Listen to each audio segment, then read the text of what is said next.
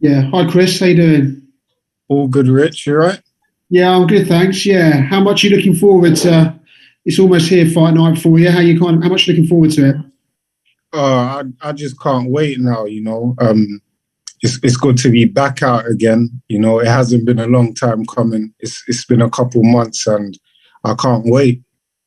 In terms of the build up to this one, obviously Michael McKinson's been fairly confident as well. There's probably been a little bit of needle and some of the comments that are made. Is that good for you? Does it give you a bit of extra spice heading into the fight? 100%. It helps me to push me to show people what I'm about and prove to people that I am the best in the division.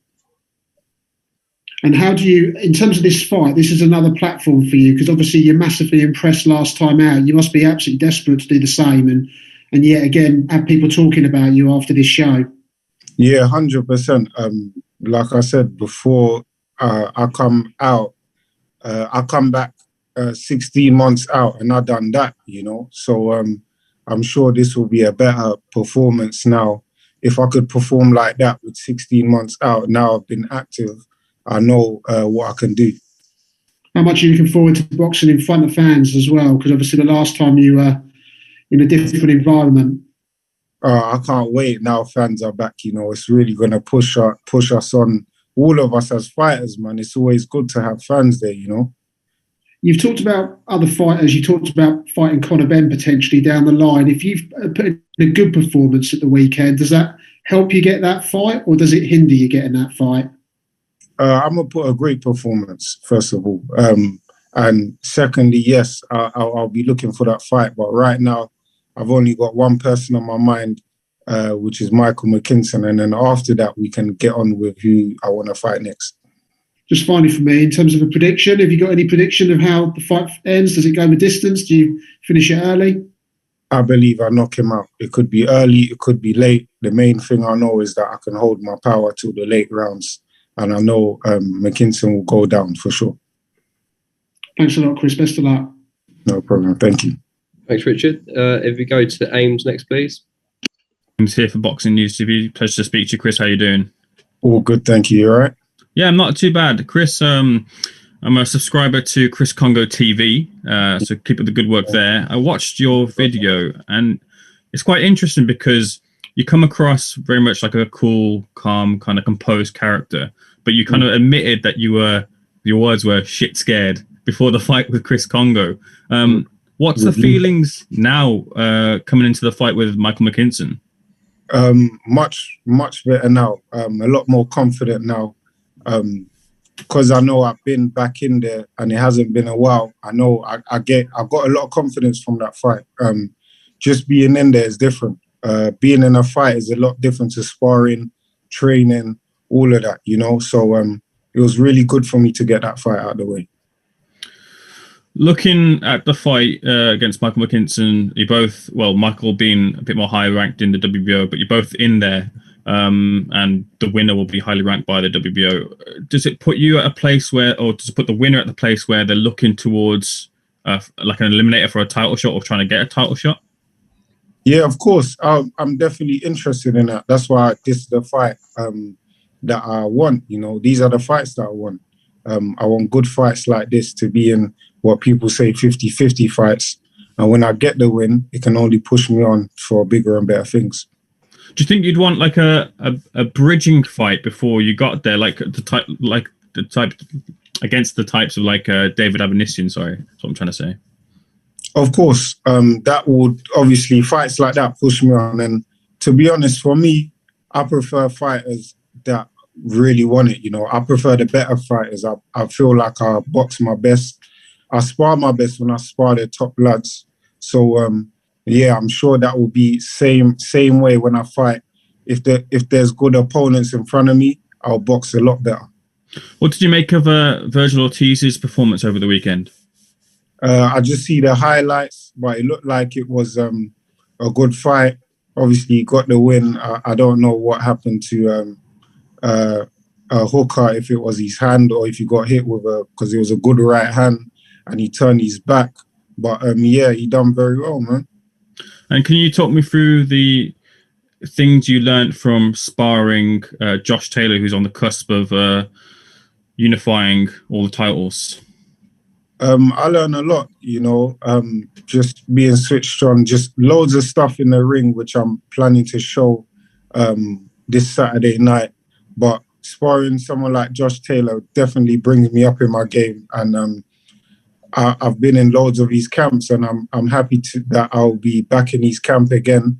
So straight after this fight, I'll be going out to Vegas with him to prepare him for his fight with Ramirez. So it's such a great experience for me. All the best at the weekend, Chris. Thank you.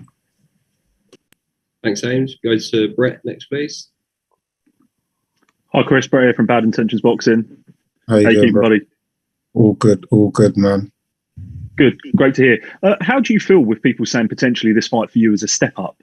And do you view yourself as the home or away fighter, even though it's on foreign shores? This fight is, I like these type of fights. These are the fights I want.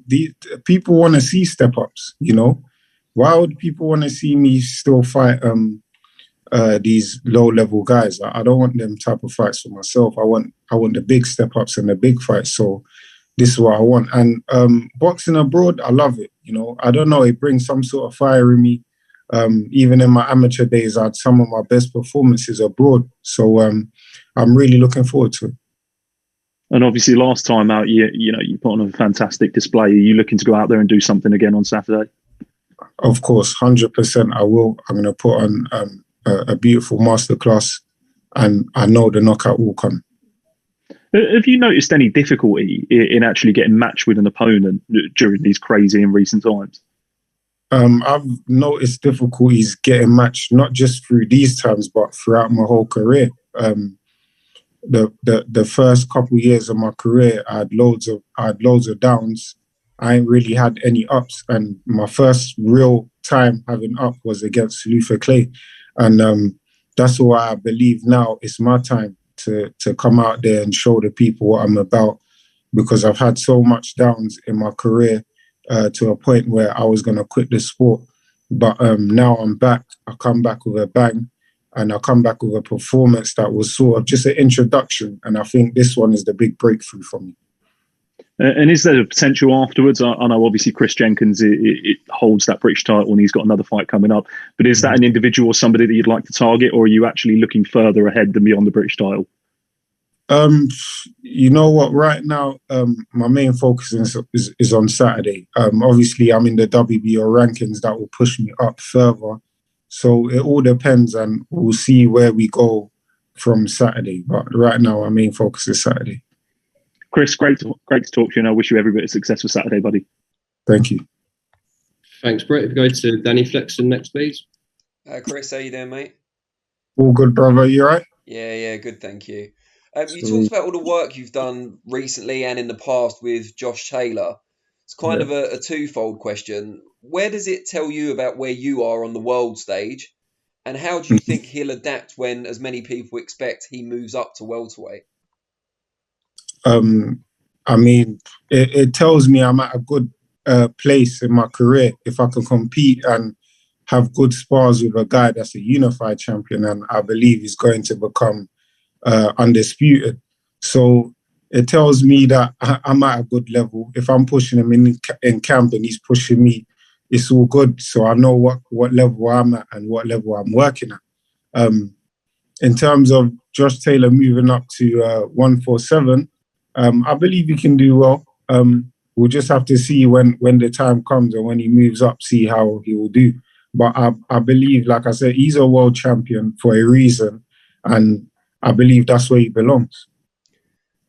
You're trained by Jim McDonnell, of course, and have been for quite some time. People always talk about kind of the new trainers on the block. I think at the moment it's probably Shane McGuigan after the great weekend he had, and it's been other guys in the past. Do you think Jim maybe doesn't get the credit he deserves, not just for his work with you, but in the past as well? I believe he still gets the credit he deserves. He's been at the world level. Even as a fighter, he's been there, and even as a coach, he's been there. So that alone should show where he is at. And with the work we're doing, trust me, we're working really hard. And I'm sure you've heard a lot of the crazy stories.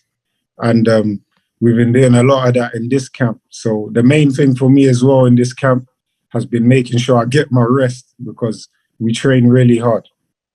Cheers, Chris. Best of luck on Saturday. Thank you.